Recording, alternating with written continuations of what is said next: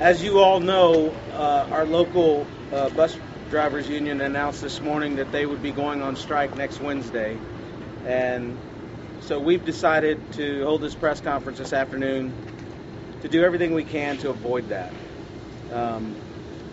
But with that, I also want to offer a potential solution in terms of a proposal to avert the strike and to move us beyond this stalemate.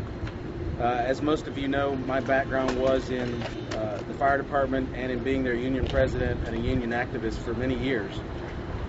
I know all too well what it's like to be struggling through difficult times and trying to represent your employees. But now, as a council member and a board member of Cap Metro, I'm also faced with a different position of having to look out for the greater good of the community as opposed to just the workforce.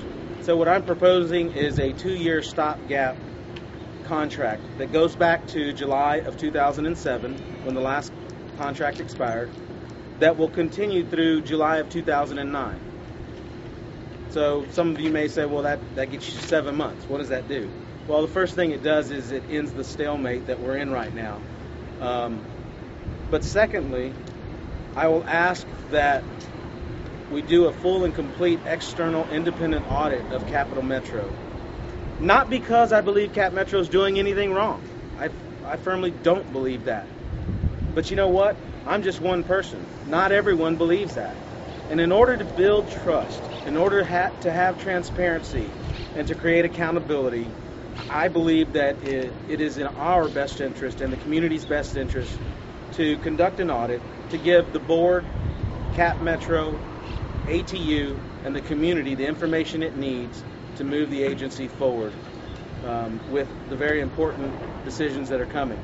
The bottom line is, right now is not the time to be stalemated in a heated negotiation cycle. Now is the time to be working on getting our rail system, the next phase of our transit system in place. It's time to be preparing for the legislative session and making sure that our local elected officials understand the issues that we face. And it's time to take care of our workers and give them the security that they need to continue the service that this community needs.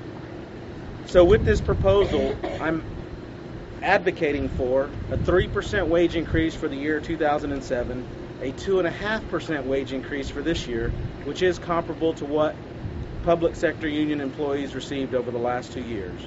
And then once this audit is done, we will have true, definitive, finite information that tells us what the agency is capable of and what it's not capable of leading into the next round of negotiations.